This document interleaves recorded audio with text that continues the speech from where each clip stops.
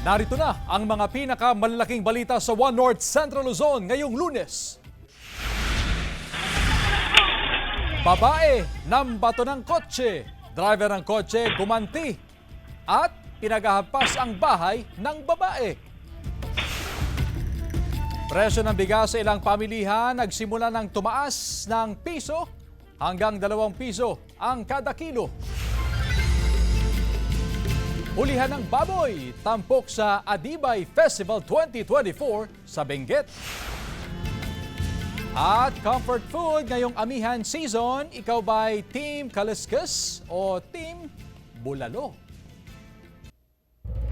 Ito ang GMA Regional TV 1 North Central Luzon. Magandang hapon, ako si Chris Zuniga. Mga kapuso, umpisa natin ang balitaan hinggil sa police report.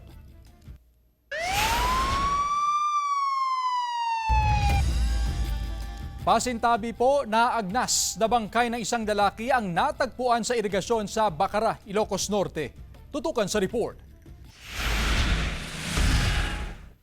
Naaagnas na ng matagpuan ng bangkay ng 35 anyos na si RJ Gali sa irigasyon sa bahagi ng Barangay Buyon, Bacara, Ilocos Norte nitong Sabado ng hapon. Mismong ang kapatid nito ang tumukoy sa biktima na huling nakita noong November 16 at nagpaalam na pupunta sa Claveria, Cagayan, sakay ng kanyang motorsiklo at nooy nasa impluwensya umano ng alak. Bukod sa bangkay ng biktima, naiahon din ang motorsiklo nito mula sa irigasyon. Ayon sa otoridad, walang nakikitang foul play sa insidente at posibleng naaksidente ang biktima. Sa Lawag City naman, parehong sugatan ng 2 rider matapos magsalpukan sa intersection ng Panganiban Avenue at sa Monte Street nitong Sabado ng gabi. Parehong natumba ang mga rider kasama ang kanilang motorsiklo at ang isa ay nadaganan pa ng kanyang motorsiklo. Agad na isinugod sa pagamutan ang mga sugatang rider. Patuloy ang investigasyon ng Lawag City Traffic Division sa nangyaring insidente. Sa bisa ng warrant of arrest, naaresto naman ng CIDG Ilocos Norte sa magkahiwalay na operasyon ng 2 lalaking naharap sa kasong rape. Naaresto sa Oriental Mindoro ang isa sa mga akusado at 38 anyos at isang magsasaka na may kasong sexual assault at qualified rape sa Pasukin, Ilocos Norte. Ang isa naman na 43 anyos na negosyante ay nahuli sa Sinait, Ilocos Sur. May kaso ito na rape at acts of lasciviousness na nakahain sa Family Court Branch 6 ng Batac City. Wala pang pahayag ang 2 akusado. Jarek Pasiliao, 1 North Central Luzon. Abiso muna sa mga motorista, may paggalaw sa presyo ng mga produktong petrolyo simula po bukas, November 26, 2024. Batay sa anunsyo ng ilang kumpanya ng langis, tataas ng 1 peso and 15 centavos ang kada litro ng gasolina. 1 peso and 10 centavos naman ang taas sa kada litro ng diesel. 80 centavos naman ang dagdag sa kada litro ng kerosene. Hulikam ang pambabato ng kahoy ng isang matandang babae sa kotseng yan na dumadaan sa harapan ng kanyang bahay sa Bintar, Ilocos Norte. Huminto ang kotse at bumaba ang driver nito at saka pinagpapalo ng bakal ang bahay ng matandang babae. Nag-report na ang matanda sa pulisya. Ayon sa kanya, matuloy ng takbo ng kotse at muntik pang mabangga ang mga aso sa labas ng bahay. Nagpa-blotter naman ang driver ng kotse sa barangay dahil sa pambabato ng matanda na dati nang nasangkot sa parehong insidente. Inaalam pa kung nagkaayos na ang magkabilang panig. Samantala, 5 araw na make-up classes ng mga learner nagsimula na, tinatayang 80% attendance na itala ng SDO Dagupan City. Narito ang report ni CJ Turida. Nagsimula na ngayong araw ang make-up class ng mga learner na magtatagal hanggang Biyernes. Ito ay matapos kanselahin ang semestral break ng mga learner upang mapunan ang mga hindi nila napasukan na araw noong kasagsagan ng sunod-sunod na bagyo. May 34 na pampublikong elementarya at 5 public secondary school sa Dagupan City. Tinatayang nasa 80% ng mga learner mula sa iba't ibang paaralan ang pumasok ngayong araw. Doing makeup classes so that when the children will be taking their quarter 2 examinations, meron naman po silang makukuha. Kasi baka wala na pong maisagot yung mga bata natin. Sa Dagupan City National High School, hati pa rin ang reaksyon ng mga estudyante sa sem break cancellation. Pero ang ilang hindi pabor, wala ring nagawa kundi pumasok sa makeup class. Prioritizing academic continuity po ensures that the students will complete the required lessons po. Special times we need din po na mapaingha ang aming mental health and makapag-bonding sa aming mga pamilya and friends po.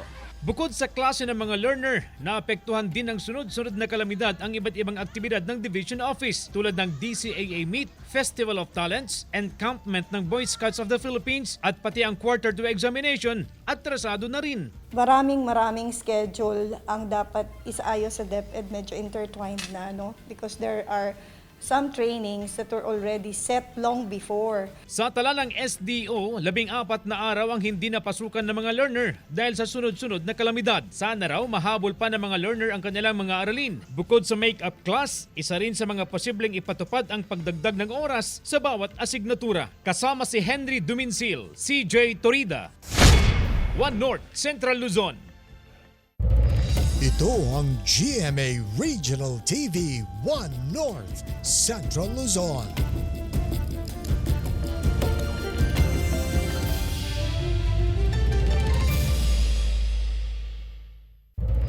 Ito ang GMA Regional TV 1 North Central Luzon. Presyo ng bigas o commercial rice sa ilang pamilihan sa Pangasinan nagsimula ng tumaas ng piso hanggang 2 piso ang kada kilo ngayong linggo. Makibalita tayo live kay Jasmine Gabriel Galban. Jasmine? Chris, sa mga oras nga na tuloy-tuloy yung pagdating ng deliveries ng bigas dito sa Mangaldan Public Market. Ayon sa mga negosyante, wala naman daw delay sa pagdating ng mga deliveries. Ang problema lamang sa ngayon ay ang mataas na presyo ng mga bagong deliver na bigas. Kadarating lang ng mga bigas na paninda ni Aling Leti sa Mangaldan Public Market. Inangkat niya ang mga ito sa Cagayan Valley. Halos wala raw paggalaw sa presyo ng bigas kumpara sa mga nakaraang linggo. Ngayong linggo, piso hanggang 2 piso kada kilo ang itinaas sa presyo. Hanggang December, yan. Hinto siguro pag may second crop na by January or February. Mahirap kung tatas pa. Dahil po? Dahil wala akong hanap buhay. Ramdam daw ng ilang rice retailers sa Kalasyaw Public Market ang pagtaas sa presyo ng bigas. Talagang hindi na maiiwasan yan. Tataas talaga ang bigas gawa ng, siyempre, yung mga nasalanta. Paliwanag ng Samahang Industriya ng Agrikultura o SINAG, malaki ang epekto ng mga nagdaang bagyo sa supply ng bigas sa ilang rehiyon dahil maraming ani at tanim na palay ang nasira. Posible umanong maramdaman ang hanggang 2 pisong pagtaas sa presyo ng bigas hanggang sa mga susunod pang linggo. Wala rin umanong epekto ang supply ng imported na bigas upang mapababa ang presyo nito sa merkado. Yung peak ng port di nakatulong dun sa presyo ng pagbaba mo. Wala tayong nakita makaka-influensya na yung import sa pagbaba ng presyo. Sa kabila ng pananalasa ng mga bagyo, nananatiling sapat ang supply ng bigas sa bansa ayon sa SINAG. Marami pa rin naman nakapag-ani ng palay bago pa maranasan ang pananalasa ng mga bagyo, lalo na sa Central Luzon. Wala ring nakikitang problema sa supply ng bigas sa Pangasinan dahil maraming magsasaka ang maagang nakapag-ani ng palay. Sa ngayon, nasa 40 hanggang 60 pesos ang kada kilo ng bigas sa mga pamilihan sa Pangasinan. Chris, ayon sa mga rice retailers, nasa 60 hanggang 70% ng supply ng bigas na ibinebenta sa mga pamilihan sa probinsya ng Pangasinan ay galing sa probinsya ng Isabela at maging sa probinsya ng Cagayan, habang yung 10 hanggang 20% naman ay nagmumula mismo sa probinsya ng Pangasinan. Karamihan ay mula sa mga bayan ng mga Taram, Aguilar at maging sa bayan ng Bugalyona. Chris? Maraming salamat, Jasmine Gabriel Galban. Kawalan ng outlet o labasan ng tubig sa isang sitio sa isang barangay sa Mangaldan, Pangasinan, matagal nang idinadaing ng mahigit sa 200 pamilya. Nagbabalik sa report si Jasmine Gabriel Galban. Kahit konting ulan, binabaha na raw ang bahagi ng Zone 3 sa Barangay Malabago, Mangaldan, Pangasinan. Minsan pa nga raw, pumapasok ang baha sa mga kabahayan. Ang dahilan, walang outlet o labasan ang tubig, kaya naiipon na lang ito sa bakuran ng bawat bahay sa lugar. Kumbaga, talagang malaking bagay sa mga kasipon eh. Na-upgrade yung karsada, tapos dito hindi na-upgrade yung mga kabahayan, kaya yung tubig na parang mag-stagnant na, wala ng outlet kasi, kaya tumataas. Batid ng mga opisyal ng Barangay Malabago ang problema. Ang pagkakaroon ng drainage canal ang nakikitang solusyon ng barangay. Pero problema rin ang limitadong pondo ng barangay. Kaya malaking tulong daw sa barangay ang pondong inilaan ng lokal na pamahalaan para sa konstruksyon ng drainage canal sa lugar. Sinimula na itong gawin at inaasahang matatapos bago matapos ang Nobyembre. Malaking tulong po sa mga kabahayan po dyan sa loob kasi iskinita po ito, walang lalabasan po ng tubig doon. Makukulong po yung tubig po doon, ma'am. May habang 120 meters ang drainage canal. Dediretso sa Payas Creek ang tubig sa kanal. Kasama si Ron Alistair Taniedo, Jasmine Gabriel Galban, One North Central Luzon. Dumagsa ang mga Pangasinense sa Kapuso Mall Show sa Dagupan City. Silipin sa report. Maagang pamasko ang handog ng GMA Regional TV sa mga Dagupenyo. Sa ginanap na Kapuso Mall Show, tampok ang ilang Kapuso artists sa Dagupan City. Fun musical performances ang regalo ng cast ng Forever Young na sina Althea Ablan, Matt Lozano at Princess Aliyah para sa fans.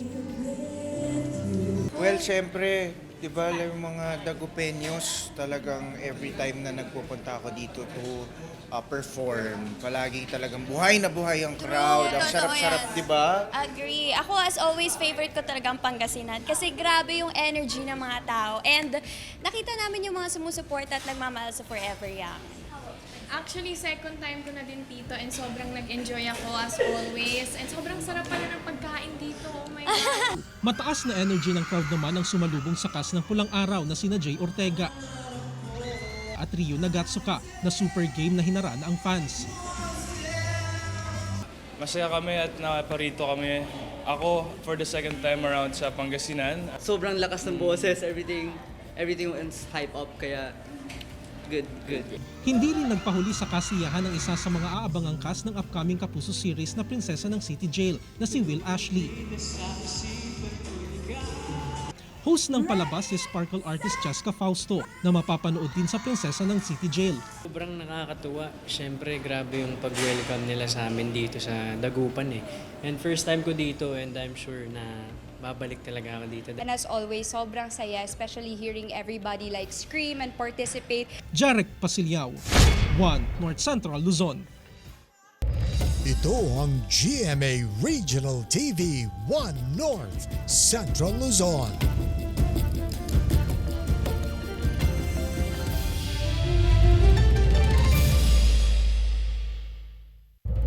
Ito ang GMA Regional TV 1 North Central Luzon. Kuhang-kuha sa CCTV camera ang pagtangay ng tricycle driver sa isang cellphone sa palengke sa Lawag City. Sa video, makikita ang lalaking ito na nakasombrero at namimili ng gulay. Habang nakatayo, nakita nito ang cellphone na nakalagay sa lalagyan ng mga gulay. Nilapitan niya ito at habang pumipili ng gulay, pasimple nitong dinampot ang cellphone. Umalis ito at iniwan muna ang bibilhing gulay na nakalagay sa supot. Pinuntahan ang kanyang tricycle at doon iniwan ang kinuhang cellphone. Bumalik ito sa tindero ng gulay at kinuha ang biniling gulay at saka bumalik sa kanyang tricycle at umalis na. Ayon sa mga empleyado ng palengke, natukoy na ang sidecar number ng tricycle at inireport na sa pulisya para sa pagkakakilanlan ng tricycle driver. Samantala, singil sa kuryente ng DECORP ngayong Nobyembre, tumaas ng 20 sentimos kada kilowatt hour. Sundan sa report. Tumaas ng 20 centavos kada kilowatt hour ang generation charge ng Dagupan Electric Corporation. Papatak daw ang taas singil sa November billing. Tumaas din daw kasi ang ancillary service ng NGC fee. Yung reason kung bakit siya tumaas dahil doon sa foreign exchange component ng isang kontrata namin sa isang coal-fired power plant. Pero kung tutuusin ayon sa DECORP, mababa pa rin ito sa kanilang overall rate kumpara sa ibang utilities. Halimbawa sa 950 pesos na bayarin sa konsumong 100 kWh, tataas lang ito hanggang 955 pesos. Samantala, inaasahan ng DECORP na walang magiging problema sa supply ng kuryente sa Disyembre, panahon ng Kapaskuhan. Historically, pag lumalamig ang panahon, yung demand bumababa. So pagka ganun, mababa yung presyo. Sana lang daw walang transmission constraints o pagbagsak ng planta na pwedeng maging dahilan ng pagtaas ng presyo ng kuryente. Mataas man o mababa ang presyo ng kuryente, sanay na raw ang ilang consumer sa pagtitipid. Sa amin kasi tinatanggal namin yung mga unused na appliances na nakasaksak. Kasama si Henry Duminsil, CJ Torida, One North, Central Luzon. Ilang kakandidato sa 2025 midterm elections sa Pangasinan humihingi na ng security sa PNP at COMELEC. Narito ang report.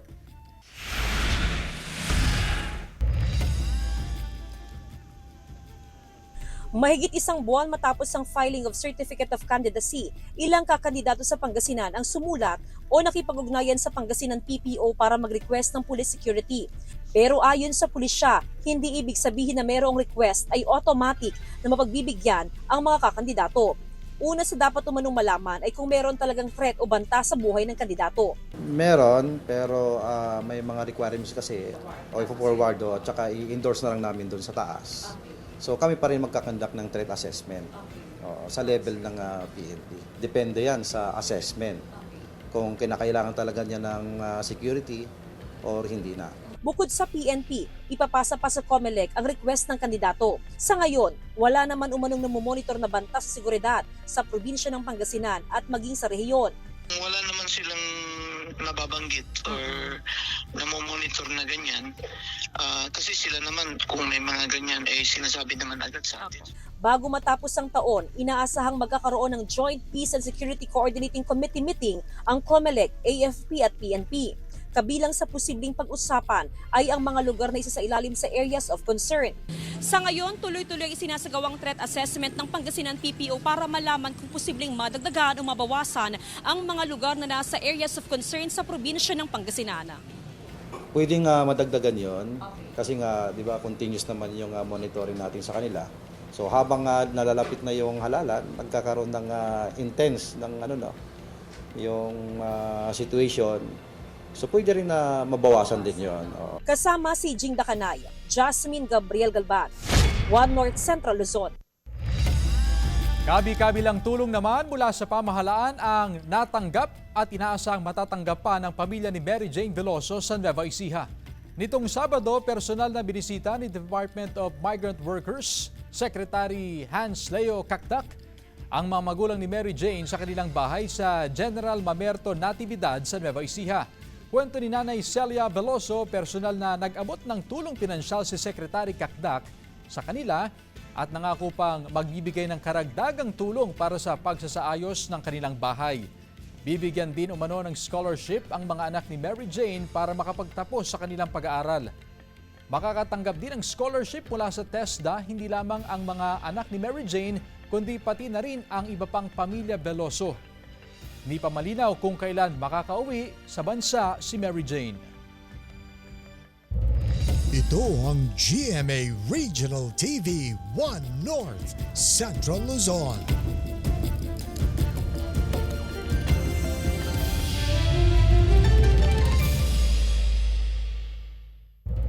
Ito ang GMA Regional TV 1 North Central Luzon. Formal nang binuksan sa publiko kahapon, November 24, ang pinakamalaking indoor arena sa buong Cagayan Valley Region, ang The Capital Arena, na pinamamahalaan ng lokal na pamahalaan at ipinatayo sa Barangay Alibago, City of Ilagan sa Isabela. Ayon sa LGU, ang Capital Arena ay mayroong 10,000 maximum seating capacity at inaasahan na dito rin gaganapin ang iba't ibang mga lokal, pambansa at maging mga international events. Maliban sa pagbubukas ng arena, nagkaroon din ng inaugurasyon ng mga bagong gusali ng Department of Trade and Industry Isabela at Department of Education Schools Division of Ilagan na mag-oopisina sa tabi ng naturang arena.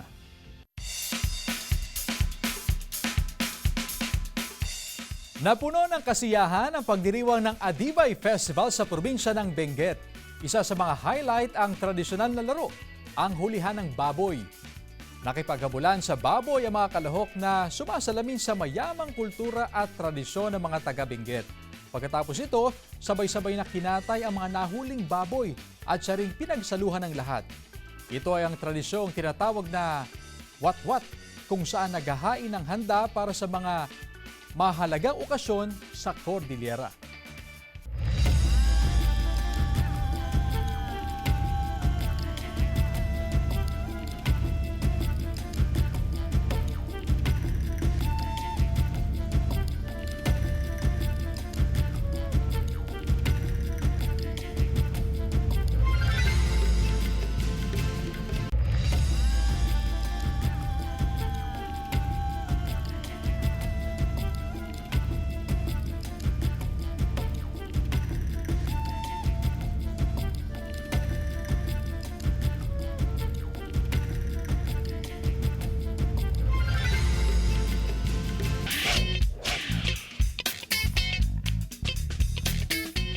Sabaw ng pamosong kaliskis at sizzling hot bulalo. Swak na pampainit ngayong amihan season. Ating lasapin sa report. Ramdam nyo na ba ang malamig na panahon? Amihan season na kasi mga kapuso. Ang amihan o hanging amihan ay isang malamig na temperatura o cool breeze at matuyong hangin na umiihip pagdating ng Nobyembre at lalakas pa sa Disyembre. At ang malamig na panahon, posibleng aabot pa sa Pebrero hanggang Marso. Kaya ang hanap ng ilan, comfort food para maibsan ang lamig na nararamdaman. Sa isang kainan sa Calasiao, Pangasinan, binabalik-balikan ang kanilang masarap na kaliskas. Sino ba ang hindi matatakam sa kombinasyon ng laman at laman loob ng baka tulad ng liblibro, bituka at tuwalya? Kumpleto sa sahog at pampalasa. At sa halagang 70 pesos, pwede mo nang lasapin ang kaliskas. Mahirap atrasan dahil unli sabaw yan. Ibang-iba kasi pag may sabaw ang pagkain, kailangan natin ng comfort food. Kung pas ka sa kaliskas, meron naman hot sizzling bulalo. Siguradong pagpawisan ka sa mainit na sabaw with matching bone marrow. Pero ang bulalo, hindi lang puro karne. May mga gulay rin para mas healthy. Repolyo, Chinese pichay, saka patatas, onion leaves, saka para maganda yung presentation niya. 150 pesos per order. Mura lang para hindi ka na maghanap ng another. Likas na sa mga Pinoy ang pagkahilig sa sabaw. Ika nga, pampainit pag giniginaw. Kasama si Henry Duminsil, CJ Torida, One North, Central Luzon. Mga kapuso, 30 days na lang, Pasko na. Samantala, mapapanood niyo po ang episode na ito at iba pang pinakahuling lokal na balita sa official website ng GMA Regional TV, www.gmaregionaltv.com. Pwede rin kayo bumisita sa aming official YouTube channel, GMA Regional TV, at i-click ang subscribe button para sa pinaka-maiinit na balita mula sa mga rehiyon. Nais din naming pasalamatan ng mga kapuso sa Hilaga at Gitnang Luzon, maging ang mga kapuso natin abroad. Dahil sa GMA Regional TV, local news matters. At yan ang mga pinakamalaki at pinakahuling balita sa Hilaga at Gitnang Luzon. Maraming salamat sa pagsama sa amin pati na ang mga kapuso sa ibang bansa na tumutok sa mga balita sa rehiyon. Ako po si Chris Zuniga. Kami ang GMA Regional TV, One North Central Luzon. Buong puwersa para sa mas malaking misyon at mas malawak na paglilingkod sa bayan.